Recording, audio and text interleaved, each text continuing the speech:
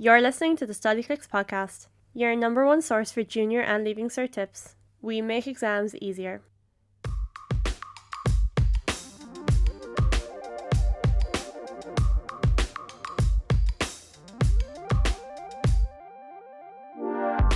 Welcome back to another episode of the Studyclix Podcast. It's just the two of us again. It's just the two of us. No more guests. Sadly, we're out of guests. Just kidding. We're not out of guests. We have other lovely guests lined up, but we decided that we would do another one, just the two of us, and talk about our usual antics. Not usually. We have no antics. It's a pandemic. We do nothing. We're two sisters who work for Studyclix. I'm Nessa. I do Studyclix's social media, and I do this podcast with my sister Eimear. Yes, that's me. I also work for Studyclix. You might know me if you use Studyclix. I email people a lot saying different stuff, trying to give out different tips. So yeah, now you know who that is, or you know my voice at least. So anyway, the podcast is usually myself and Nessa either talking amongst ourselves or talking to experts in a field about a subject or a type of maybe school, study, learning thing.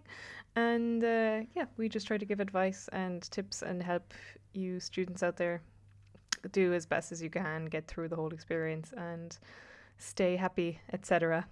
So this week's podcast is a fun one. We're hoping that it's going to be nice, lighthearted, relaxing, and relevant. Very relaxing. Relevant to everyone. Relevant. So sometimes, we have stuff that's only really relevant for 6th years or whoever it might be, but these should be tips that everyone can try and implement in their life, regardless of where you're at or who you are.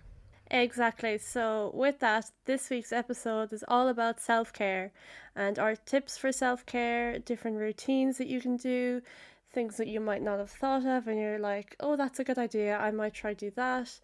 Yeah, just basically things that we've come across ourselves, things that we found work for other people, things that work for us, things that we can that seem so simple, literally anyone can do them. It doesn't cost a fortune very often it costs nothing. Just self-care, it gets pandered around a lot, a term of like, oh, just self-care is just like, oh, my mental health is cured forever kind of a thing. But it's only just kind of these little things that you can do that when you're in a bad mood or you're feeling down, you're not feeling great, these little things that you can do to make yourself feel better, help you feel like you're back on track. And that's what we're here to do today, just to give you some ideas on how you can do that. Yeah, and everyone deserves a bit of self-care. Everyone can do a bit of self-care. It's not like, I think some people might think, oh, I don't need that, I'm fine, or I don't have time for self-care. And this is your message, this is your sign to remove that thought from your mind, because you do deserve self-care. Everyone deserves self-care, a bit of self-care in your life, time for yourself to just sort of bring it back to you and bring it back to basics and just make sure that you're staying happy and healthy and all of that good stuff. So I don't know, is it worth saying, but I feel like the thing self-care is, people might often think it's like a girly thing.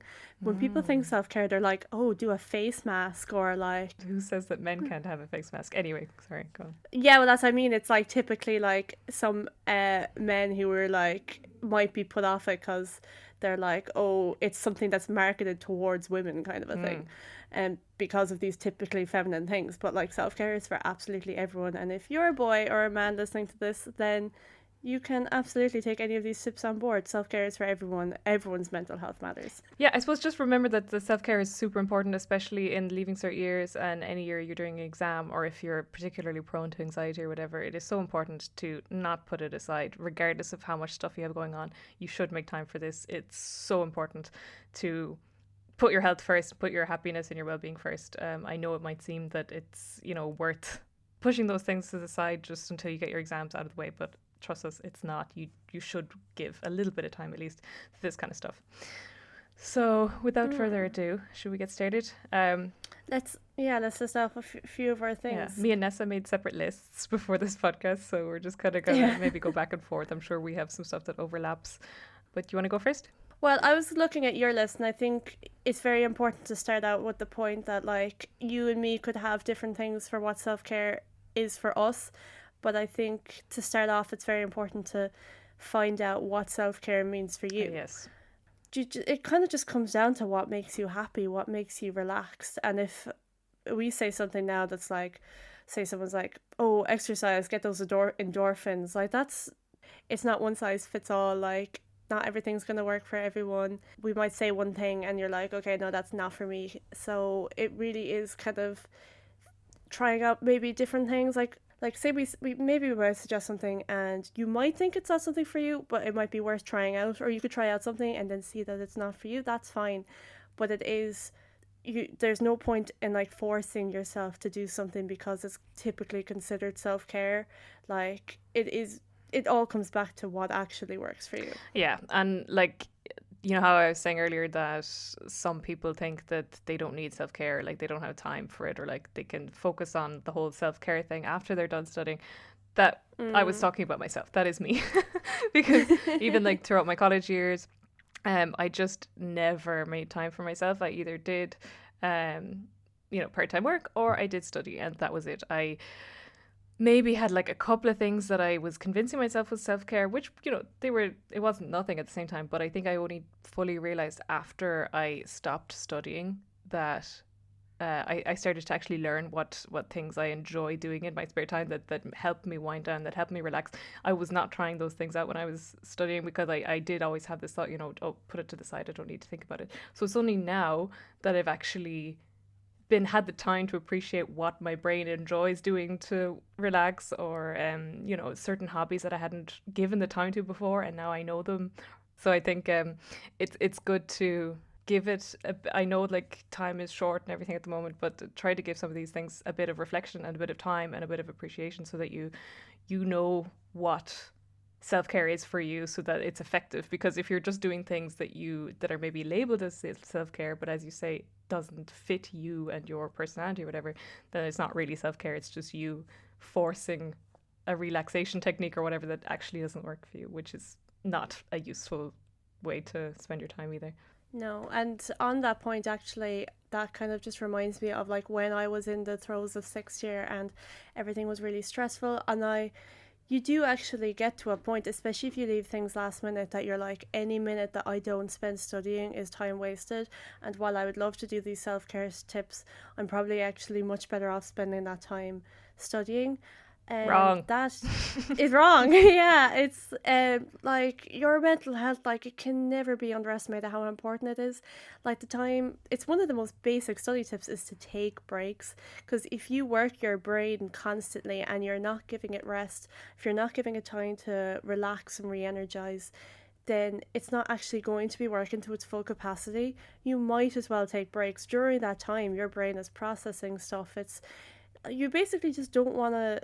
If you end up working too hard, you burn out and you actually end up losing time in the long run. So you might as well incorporate these breaks and these self-care tips now to help you study better in the long term. Yeah, and there's a lot of studies done in this field, not even in just the study field, but also in the working world, that you can be more productive if you use your time more wisely as opposed to using your time longer, as in like people are all for the 4-day working week now, and like a lot of studies in countries who've tried it out have shown that people are exactly as productive as they are with a 5-day week. Or it's the same with study, that someone who studies for 3 hours every evening 7 days a week could be just as productive as someone who only does 2 hours 5 days a week, or whatever it might be. I'm kind of just throwing numbers around here, but it's not about how long you study for, it's about how effective and productive the study is. And you will be more productive if you give yourself these breaks and time off, because you're coming back to the work a lot more, like you say, re-energized, rejuvenated, ready to go,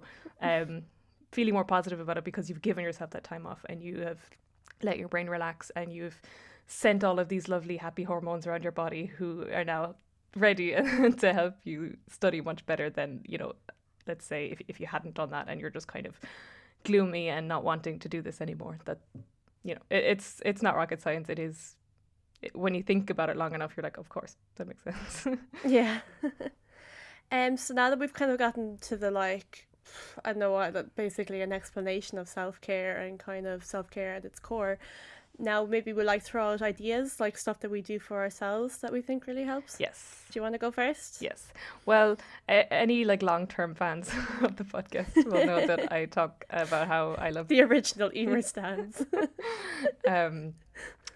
I talk every now and then about how much I love baking. So that's like my go-to thing to wind down, you know, or to just release any stress, or even if I'm like in a good mood, I just love doing it. I just think it's great. And that's like we were saying, that's my favorite hobby. That if some other people I know get really stressed out by baking because it can be a bit exact sometimes, and then if it goes wrong, it's even more devastating than when you started. But personally, like things like baking bread, you know, there's a lot of like kneading and working the dough, and I just find that's great for like, if especially if you're kind of stressed and you're just sort of working out all these emotions into the dough or into the bread, or if you're beating something like whisking egg whites or something, you're just sort of moving your body. And we'll get onto this later, but like we don't want to preach too much the whole, because everyone always talks about doing exercise or getting out there, and of course that's helpful, but like, you know, there is definitely a lot to be said for just moving, you know, get your blood pumping, all that kind of stuff. Anyway, but the point is, I love baking. That's what I do.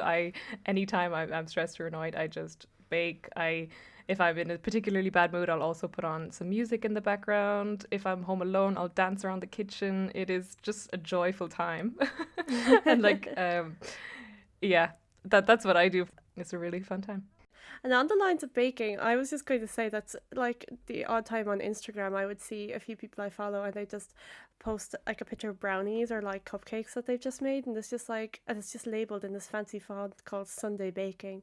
And I think even by just looking at the picture I feel relaxed. Like I feel, oh, that is soothing.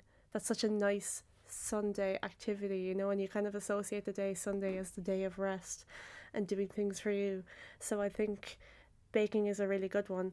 And something, and kind of along those lines, I'm not really that creative or arty. In fact, I'm actually horrible at drawing. But I think along those lines, if you're really into art, if you like doing just, I don't know, whatever kind of drawing you do, whether that's actually like portraits or making art out of pasta, you know, that's also, that can be really kind of like putting, like Eimear said, you're doing something physical, you're using your hands, you're kind of working through your thoughts kind of a thing, and you're being creative, and that's also a really good outlet for any frustrations you might have or just kind of stress that's building up. So if you're really into art, that's another one I would suggest. I would also say that I think there's a common misconception out there that there's like a creative person and there's not a creative person. I think everyone is creative, and it's just about finding what way you're creative in. Like I would have always said the same thing as you, that I'm not that creative. You know, I draw sometimes, but it's never that good, and I'm always very hard on myself on the stuff that I do try to create. But it's not the point. Like, even if you're not good at what you're creating, like you say, you're still using your hands, you're still kind of throwing stuff that's in your brain onto a piece of paper, whatever it might be, that's good. But also it's, you know, creative doesn't have to be good at drawing or amazing at painting. Being creative can be anything. I've only sort of really recently realized that baking, for example, is quite creative. You know, the idea of coming up with a recipe where you put one ingredient with another, or like fancily icing a cake, that is really creative. And I think everyone puts a lot of emphasis on drawing and painting in particular, but you can be creative in so many ways. You know, it's whether you're embroidering something or playing music is creative. Like if you play any instrument and you just spend a bit of time messing around with the keys on a piano or the strings on a guitar, whatever it might be, that's creative. Like it doesn't have to just be this idea of, you know, art class in school. That's not the limitations of creation. So if you're out there going, oh, well, I can't use, you know, creativity as an outlet to release my stress because I'm not creative, I would challenge that thought and try and rethink it and say, okay, maybe I am creative, I'm just not picturing what creativity is in the right way, and go and try and find what creativity is for you. Yeah, I love that. That's a very good point. So one thing that I do, I think this is a habit I've built up actually since I was 12, but I think nowadays, especially in the context of COVID and everything that's going on, life is so much tougher than usual. I think one of the best habits that I have is that I'm big into journaling. And people might think of journaling as like this kind of super, I don't know, you have to be really insightful and you have to be like, you have to be like good at writing or anything to do that. And it's not that at all. It's just that I am obsessed with just documenting my life. Part of me is like, I really like it's for when I'm 90 and I'm super bored inside the nursing home because everyone annoys me and I have no friends. And I can't read anymore because my eyesight's gone so bad, so I make the nurses read my writing back to me. And it'll just be some random day where I'm like, ugh, went to the post office today and there was the person working the post office was really mean to me. 2018. But like honestly, it's so I honestly love it. So on one hand, I love it for the memories. Like my friends, on like when we get together, I have like dramatic readings of my diary because I always write in such detail. Like we all went on a holiday in 2018, and I was able to read back from days. My friends like, oh my god, I completely forgot about that day. I completely forgot that happened. Like everyone knows that I'm the person with the memories. Like if they want to remember something that happened, I'm like, oh, I have the receipts, let me consult the archives. Wonderful. Yeah, that's great. It's I'm like so bad. My memory is awful. I can't remember any like stuff that happened last week. I can't remember.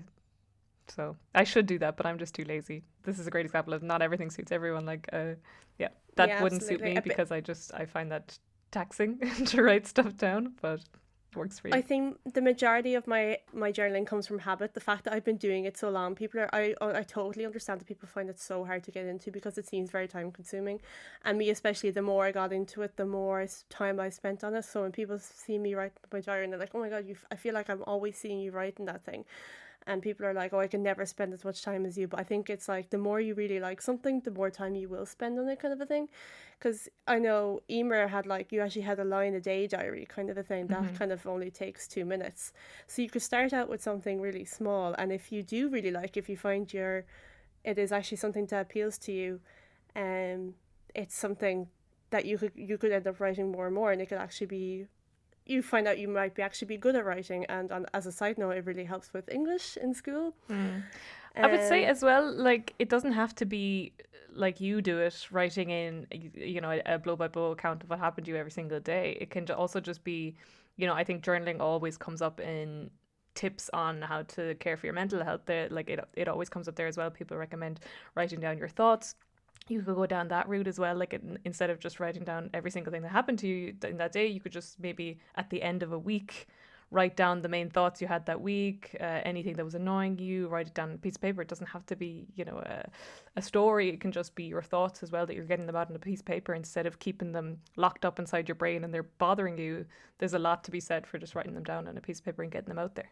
Yeah, absolutely. I was actually going to say that as well. I feel like sometimes I think that is actually the best thing I do for my mental health, because while at its like it's fundamentally just actually a habit for me. Like I'm kind of nearly addicted to doing it now. I can't go a day without doing it, but I still think that it is something that I do that is actually keeps my mental health really, really in check, because I had something there a couple of weeks ago where I was just kind of really couldn't stop going over in my head about something someone had said to me, and so I just wrote out about it in my diary, and I wasn't even thinking about it that much even in my head anymore. So the fact that I physically got it out onto paper was such a huge help. Amazing. So yeah, if it's something you haven't considered before, I would seriously recommend it.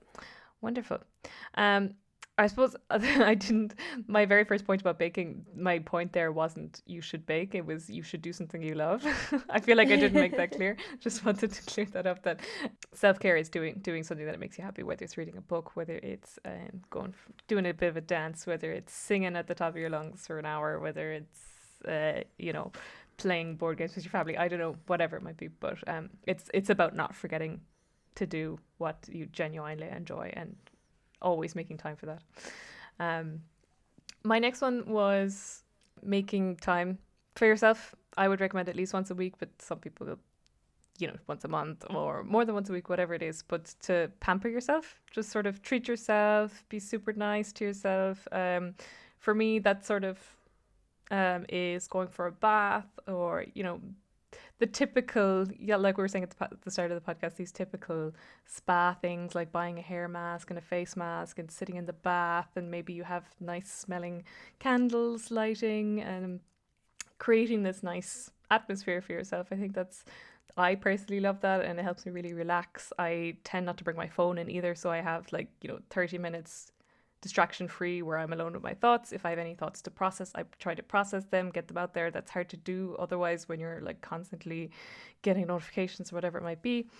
Or if you don't have that many thoughts to process, then it's still just a nice time where you're focusing on yourself. You're reminding yourself that, you know, I'm worthy of this nice time, and I deserve to give myself this little bit of pampering and just check in with myself again. So yeah, personally for me, it's a bath and candles and nice music playing in the background. But again, find what that is for you and make sure to incorporate that, I would say, at least once a week. It doesn't have to be a long thing. It just has to be regular enough that you are giving yourself this time to relax and treat yourself and be kind to yourself.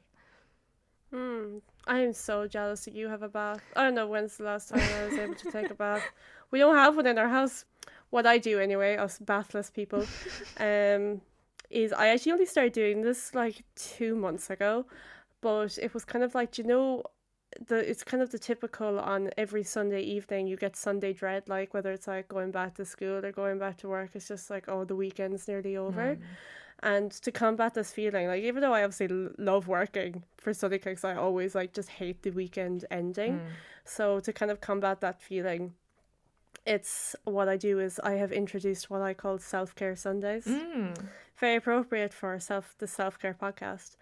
But I always, so earlier on in the day, I always, on the Sunday kind of afternoon, I always change my bed sheets, fresh bed sheets, and I wash my pajamas. A very nice habit I've gotten into. I have a dust allergy as well, fun fact about me, so I do actually have to change them that regularly.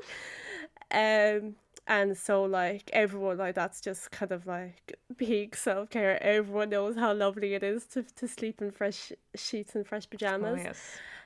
So, and then I do the classic, a face mask. I feel like I don't even care what it does for my skin. I just feel like the act of doing a face mask feels like self-care.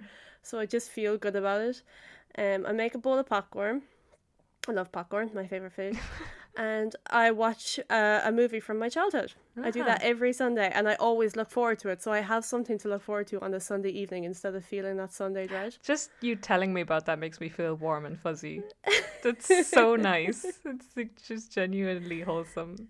Isn't it lovely? Yeah. But oh, that's so nice. Yeah, and on the film thing, like that was one of my points, that watch a film you love. I definitely underestimated this because like I think films can be tricky because they're typically like, you know, 90 minutes long at least, and people feel like they don't have time for that. And you know, maybe that's true at sometimes, but maybe it's more of a weekend thing or like an evening where you've accepted that you're not getting anything done and you're just going to give yourself the time off, which as regular listeners will know, we always try to recommend that if you can recognize that you're not going to get anything else done and your brain doesn't want to that evening, then you should just stop. Anyway, let's say it's one of those evenings, then a film you love. My God. I only really realized this recently because I'm a bit like that as well, that I find movies too much of an investment, kind of, that it's like, oh God, I have to sit down for an hour and a half now or 2 hours, and it's like, oh, I'd just rather watch a short show or whatever it might be. But the other night I watched Juno, which we watched so often as kids, or like that it had a real nostalgia factor for me. So when I watched it and just like the soundtrack, because we listened to the soundtrack so much as children as well, so like everything was just like so often. Yeah, I was just like the whole time serotonin was flowing freely through my body because it just reminded me, I was kind of transported back to this childhood time where everything was happy and easy and free, and you know, especially like now, obviously there's a lot of doom and gloom around the place and it's hard to stay happy and preppy, and I think it's okay to lean sometimes on nostalgia a bit, and get, you know, the happy memories from that and try to get that to fuel your current state. I think that definitely works for me. I think, and you know, I think maybe not to depend on it too much, but I think it's okay to lean on it, especially in times when you just want to not be distracted by the current terribleness. Just escaping for an hour or two to a time that was happier for you. That's what it was for me, at least when I was watching Juno. I was just insanely happy watching it. I have a list, actually. I have a Google Doc that I've been keeping track of films when I come across them that I haven't seen in ages. And then I'm going to watch them again. Next week is Miss Congeniality. Oh, very much looking forward to it. What a classic. Wow. So yeah, I suppose that's that point on the point of favorite films and general self care. You now know about my Sunday self care routine that I We're love so learning a lot much. about Nessa this week. Yep. That's fun. Actually, on the point of self care, and this is something I literally did 3 days ago. Every time I walk into my room, it's like a fresh wave of serotonin hits me in the face. So last Saturday, I just randomly took a notion. I was just kind of tidying my room a bit, and I just randomly took a notion to rearrange all the furniture in it. It's completely underrated for how much it can. Like, I honestly feel like my perspective on life has changed. I spent so much I know that's such a dramatic statement, but I honestly like I said, I did it Saturday, so I did it today's Tuesday that we're recording, so I did it 3 days ago, and I honestly still feel the same that I did when I did it on Saturday, that it's just like it just looks like a new room. It's so clean. I've been keeping it clean because I wanted to stay as lovely as it is now, and it's just like I have a corner for like me, and then I work in my room as well, so I have a corner for work, and I'm just so proud of myself. Like the setup is just really really nice, and as well, of course, I completely like while I was moving stuff around, I like hoovered and I did a big declutter, and I got rid of stuff that I realized that I was holding on to for absolutely no reason. And I just feel like physically decluttering my room also kind of like took a physical weight Yeah. Oh off my me, God. if that makes Yeah, any that happens to sense. me all the time as well. Like throwing out clothes you never wear anymore, all that kind of stuff. So yeah, I would recommend now. I know a lot of people might listen to this might share a room and they might have the authority to go changing stuff around. But if it's something like I hadn't done that in years, if you feel like you could do with electrical, it feels like a fresh start.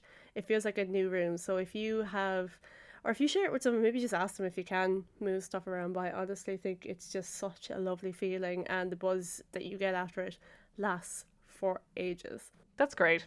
And I agree wholeheartedly. I unfortunately can't really change around my room the way my furniture and the room layout is. It just doesn't really work. But I'm very jealous that you can No, do that. I adored that feeling when I could do it in my old room. it's a good way of releasing anger as well. I've heard that you're just pushing around Mm, furniture. You just hmm like push your anger into the furniture. Interesting. Um, okay, so my next one was turning off your phone. So I sort of briefly mentioned this when I was talking about the bath, but like having time where you're not with your phone. Again, like everything here, this is personal. Some people maybe need their phone for whatever reason and can't just like get rid of it for a certain amount of time. Some people will recommend that like you get into the habit of always turning off your phone after a certain hour in the evening. Like let's say after 8 o'clock, you just put your phone away. You don't look at it again till the morning. I would love to be able to do that. I'm definitely too addicted to my phone to be able to do that, but like it's something that you could try if it's something that's possible to you. Um, the there's many reasons why you should be doing this, both study and self care reasons. The constant notifications coming in, distractions. Even if you're not getting notifications, we all know that you will instinctively pick up your phone and only 5 minutes later realize that you're looking at your phone because you don't remember consciously picking it up and opening it. But I think in terms of self-care, I personally felt a huge difference for my mental health and my happiness and my well-being when I deleted a couple of social media apps that weren't doing me any good. Like I deleted Instagram for a while and felt wonderful after it. Instagram is nice. I don't condemn using Instagram, and I think it's a nice way to keep in touch with people as well, or like see new trends, or like find new ideas and all that kind of stuff. But the reality is most of the time it's quite artificial, and people are posting stuff that isn't maybe the reality, or they want it to look really good, but that's not how it is in real life. And that can make you feel really bad because you're like, oh, look at them having such a great time and I'm not, or look at them looking so skinny and I'm not, or especially people have so many body issues or whatever issues, and seeing this kind of stuff constantly in front of you on social media can be quite damaging and just exhausting, to be honest. I found that it wasn't like super super damaging to me. I just found it exhausting to like just seeing it all the time, and like especially because I would just go into it unconsciously. I would go into the app and just start scrolling, and once I deleted it I just felt a lot better because I was like, oh, this wasn't adding to my life, and now I just feel sort of a weight lifted off me that I don't have to look at this all the time anymore. So you don't have to delete Instagram if you really like it or whatever, but I think maybe try and figure out if any of those apps are adding to any stress or sadness? Do you, like, if you click into them, or when you're sort of finished using one of them, do you feel better? Do you feel worse? If you feel that you feel worse, then maybe consider limiting the time that you use on that app. You can use, anyone with an iPhone can do that using the iPhone, or you can get apps to limit your usage of these kind of things. I think, yeah, it's just be cautious, I suppose, of social media use, because they can be damaging, especially the ones where it's very much about appearance. That can make people feel really bad about themselves. Yeah, I think on that, it might be a good, like, if you wanted to kind of create a habit out of it, because I feel like habit is a huge part of self-care and like how we look after ourselves and our mental health. But you could say, like, have an hour once a week, or you could start off at once a week and then it might start out as go on to once a day if it works for you, that you just say no screen, and then no screens at all, so you don't have your computer, don't have your phone, and you just find something else to do during that hour, whether it's reading a book or baking or just being outside or going for a walk or exercise or anything like that, just that you're away from your screen and you have that time for yourself, kind of on a routine basis, that it just, you are taking the break that you need from it, that it's not constant. Another kind of a reason that might be a good idea to kind of go away from social media, and I find there's so much news on social media, and as we know at time of recording, news is so terrible right now. Like, it's just at its absolute worst, and the constant kind of cycle of bad news can really get you down. So just, it's a good idea that if it's not too important, to just take a break from it. Like, reading the news all the time can really get you down.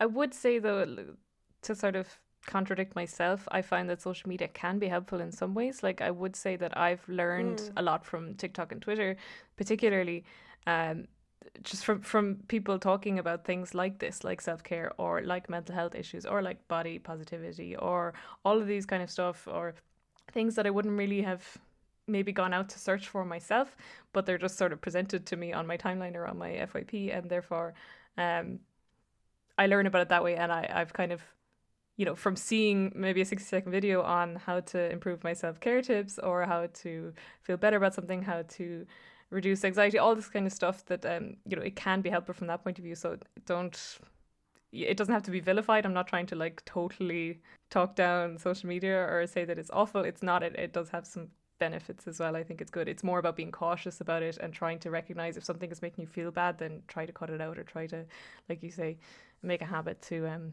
reduce it at least. Yeah, absolutely. One kind of, when I was researching this, and one thing that kind of came up a lot in the terms of self-care, and I think it's probably one of the most important ones, is talk to someone. Like, they can never underestimate how important it is to literally just connect with another person and just talk it out, because I feel a lot of time, especially in these times, as I've already said about 40 times in this own podcast, things are pretty bad right now, and you're more likely to be more stressed than you were this time. I can't even say this time last year, but like this time a year and a half ago, that things are just, it's so much harder to actually treat yourself. Like, you can't really go out and you can't actually physically meet people. But if you're getting really pent up inside, and you're getting angry and you're getting frustrated at the situation, but you're not talking to anyone about it, if you're just keeping it all to yourself, that's just furring inside you. And it's just, when you're keeping it to yourself, you're only just hurting yourself more.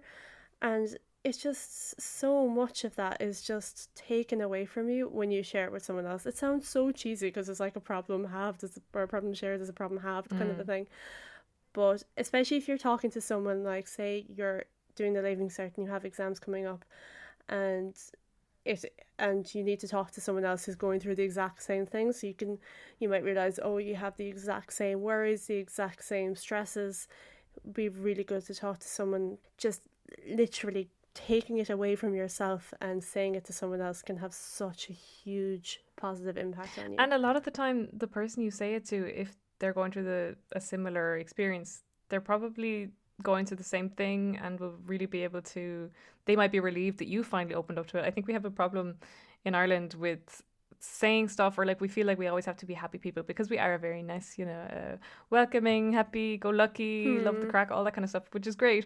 But like, that sometimes inhibits people's ability to just be real and not be okay for a while, and to talk about their issues or any sadness, I think. And I think we do need to try and challenge that, and especially as young people, today's students can try and do that. So I think it's really, really positive if you do try and talk to someone and sort of break this cycle of, oh, we can't talk about our feelings, we can't talk about if we're sad because we're such a happy people. No, like I almost guarantee that if you do open up to someone and tell them how bad you're feeling or stressed, or even if you're just feeling meh, people will love people like when people open up to other people. Like I love when someone comes to me with a problem because it tells me that they trust me. It makes me feel really good as a friend, and people also love to help other people, so people will be delighted to, you know, try and do a good thing for someone else that they probably love. There's no downside to try and talk to someone else about what you're going through. Yeah, absolutely. And the more people, the better. You could do something like, I started doing this thing with my friends recently, actually, that we watch a movie over Zoom together. So we all press play at the same time, kind of a thing. But and then we kind of have the Zoom kind of, or whatever we're using, kind of minimized so we can all see each other. So that's just kind of, you might be sick of the whole, and that's like totally fine. We're sick of having to meet up. Or not being able to physically meet up and having to do these Zooms constantly. We've been in it a year now, that's completely understandable. But just kind of giving you more ideas for like just various different games. You can play battleships online. You have those Jackbox yokes. Like there are so many things that you can do to kind of release, kind of just to hang out and be present with friends online while kind of having fun and being entertained, all that kind of thing. It helps with the whole de-stressing thing is basically what I'm saying. Or use forums, like go onto the Studyclix discussion forum, you'll find your people there. There's so many different people chatting there every day, going through the exact same experience as you. So that's a great one to take advantage of as well. Yeah, I have seen friendships blossom on the Studyclix forums. I'm waiting for a Studyclix marriage one of these days. Okay, so we're rattling on. It's a pretty long podcast at this point. But one thing that I wanted to say, that a thing that has revolutionized my own self-care over the last couple of years is learning to say no and putting yourself first. I don't know if this is a personal thing or an Irish thing, probably a bit of both, but I think I am definitely a people pleaser, and I always want that everyone else is happy, and that therefore I sometimes would then put myself into situations that I don't particularly want to be in, but I just don't want to disappoint anyone else. Learning to sort of not do that, it's really hard, but it's very good for your own self-care, and like just saying no to things. If someone's like, okay, can we do this, or do you want to come to this thing, if you genuinely know that you don't want to do that thing, it's okay to say no and just be like, look, it's not my thing. I think it's fine to be honest and frank about it. People most of the time like honesty, and if they don't like your honest answer about you not enjoying something or not wanting to do something for a valid reason, then maybe you need to reconsider whether they're an amazing person in the first place, you know? So I think I've definitely started doing that, just being honest with people. If I'm invited to something that I know isn't my thing, I'll just be like, oh, honestly, it's just not something that I'm into, or I don't really feel like doing that right now. I'm not in the right place for it, or all that kind of stuff. It takes time and it takes effort, but I think it is really good. I've just felt a lot better about it. Just saying, like, honestly, like saying it to myself in advance is, am I going to enjoy this? Probably not. So why am I going, you know? Or like making sure that you're not being taken advantage of as well. I think, you know, if you are someone who typically is a people pleaser, then people can sometimes manipulate that or take advantage of it. So I think it's always good to learn how to say no to things that aren't good for you within reason. Obviously, don't become a person who just says no to everything just because you can, and then like leave people in the dark or leave people stranded on something they really needed your help with. I think it's about finding the balance, but I think most people would tend to be on the side of always wanting to please people, and therefore doing things that they mightn't always be comfortable with, or things that they don't always necessarily want to do, or things that will make them stress out for 5 days because they're thinking about this thing that they have to go to. Like, whereas, you know, your mental health would be a lot better, or you'd be a lot less stressed if you just said straight up, look, this isn't my thing, I'm not going to go. Yeah, very good point. Something that I need to be taking on board myself. You're right, as Irish people, we find it hard to do that. And I was just like, it's like the most obvious one. I feel like this comes up with lots, so I'm not going to spend it on it very long, but like, obviously exercise is one of those things that people say is a very good de-stressor, whether it's running, walking, going for a walk, and dancing, taekwondo, or if it's yoga. Like, I feel like whenever this stuff is brought up, people just like roll their eyes like, oh, well done, you've solved mental health, I'm going to do yoga now kind of a thing. The crisis is over. It's just like, if you haven't tried it, just try. If there's something to do with like physical exercise that you haven't tried and you think you might like, try it out, and if you don't like it, you don't have to keep doing it kind of a thing. It's just, I think physical activity is really good as a stress reliever. Just so like find your stress reliever, find something you enjoy doing and you look forward to doing. Yeah, it doesn't have to be like a really strenuous exercise either. Like there's so many No, not different at all. yoga exercises you could do. You can just do very simple stretches if you're not into doing a lot of exercise, or even if it's just breathing exercises where you like raise your arms up and down or whatever. Like it doesn't have to be super strenuous. It's I suppose the main thing with yoga at least is meditation and mindfulness and just sort of focusing on your breathing. Again, like you're saying, this is always mentioned everywhere, so we don't want to preach for too long about it. But I suppose the point you were making and what I would say as well is like if you haven't tried it, then don't dismiss it, especially like we were saying at the start, that sometimes boys and men feel like they can't do that kind of thing because it's too girly, because society has taught us that it's girly. It's not. It's for everyone. There's no reason why one group of people should do it and not another. Like It's for everyone. Mental health problems affect everyone. I suppose we'll wrap it up there. Drink lots of water. Drink water. Unclench your jaw. Cry. Do your morning where you stretches. can. Cry. Crying is great. Sleep a decent amount of hours, preferably 7 or 8. If you live in the middle of nowhere, go into a field and just scream at the top of your lungs. Yeah, that's a good one. But just don't scare anyone. Yeah. So like there are so many things out there. We haven't listed like all the things that you can do. Again, it's about finding your own rhythm. It's about finding the things that you enjoy. But yeah, I hope this podcast was a reminder to everyone who had maybe put self-care to the side, a reminder to think about it and make sure that you are putting time into it and that you are caring about yourself. You are so important and your well-being is so important. Yeah, and I think even better again, if you can make a routine or a habit of it, like that you always do this one thing for yourself at a particular, you don't have to be so strict that it has to be a particular time of day, but it's regular enough that you have something to look forward to and you actually build it into your, when something it's a habit, it's built into your psyche kind of a thing, so it becomes part of you. I think that's even better again if you can really get that going for yourself. Yeah, that was a really good one. I think I might start setting up self-care Sundays. I love my self-care Sundays. Yeah. Okay, well, we'll wrap it up. So if there are any questions or any suggestions for other podcasts, anything like that, you want to get in touch with us, we love hearing from you. Just contact us via the website. There's a little chat button, or email us at info@studyclix.ie. Also, please give us a rating or a review on wherever you get your podcasts. I think most of them you can give a review or a rating or subscribe to us. We just love hearing what people have to say about our podcast, especially when it's nice. And yeah, it also helps us get seen by other people. If you don't want to do any of that, then what you can also do is tell your friends about us. If you think anyone who would benefit from hearing these kind of tips or anything else that we're saying, then please do let other people know about us and spread the good word. I just would like to reiterate how much we like reading the reviews. They make, if you care about self-care for me and Eimear, you would leave a really nice review because they make me feel so good. Yes. Thank you so much in advance for the nice reviews. Thank you. We don't need self-care for the rest of the day if we can. Thank you so much. And as well, please follow us on all the social media. So if you're on Facebook, Twitter, Snapchat, Instagram, or on TikTok, please follow us there. Especially TikTok because it's new and we're doing like lots of fun stuff there. And you can obviously message on any of those platforms as well if you have any questions about anything to do with like studying or the podcast. I'll be there. I'll be on the other end to answer your questions. Mm-hmm. So that's it. This was a particularly long podcast. I hope you've made it to the end. Good on you. We do like talking about ourselves. But yeah, tune in next time. Next time, the most irregular scheduled podcast in the world. Tune in next time. We'll either have a guest on for you or we'll be back to talk about something else interesting.